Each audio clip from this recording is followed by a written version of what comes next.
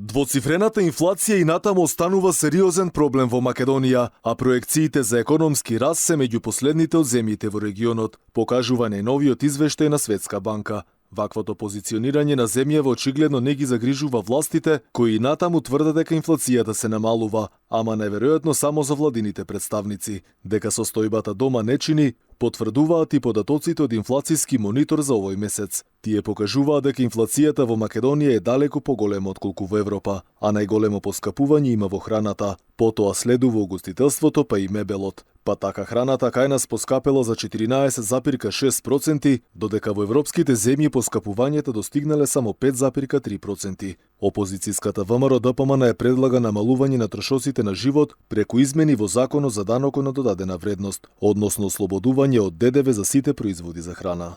Платите и пензиите се зголемија, но тоа не е ништо во споредба со зголемувањето на цените на храната. Инфлацијата е премногу висока, па ние предлагаме ослободување од ДДВ за храната со цел да се компензира намалувањето на животниот стандард и да се влијае на намалувањето на цените на производите. Најголем дел од платите оди за купување храна, а инфлацијата кај храната е највисока. Ако власта ја прифати нашата предлог мерка, тогаш цените на прехранбените производи ќе се намали за 5%.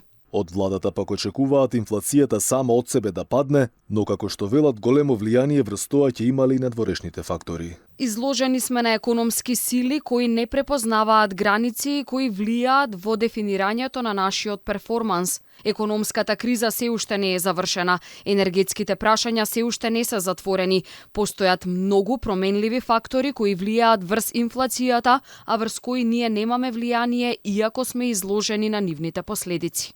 Инаку во земјите од Европа Шпанија е прва земја што го укина ДДВ-то на прехранбени производи. Интересно е што токму Шпанија е земја со најсилен пат на инфлацијата, а сега и меѓу земјите со најниска инфлација, и тоа од 4% во април на 3% во мај. Од ЕБОР пак очекуваат бруто домашниот производ на Македонија годинава да не се зголемува повеќе од 2%, што е најниска прогноза од сите институции што ја мерат силата на македонската економија. Од Народната банка пак очекуваат годинава да заврши со раст на економијата од 2,1%, а нешто по-оптимистички се очекувањата за следната 2025 година.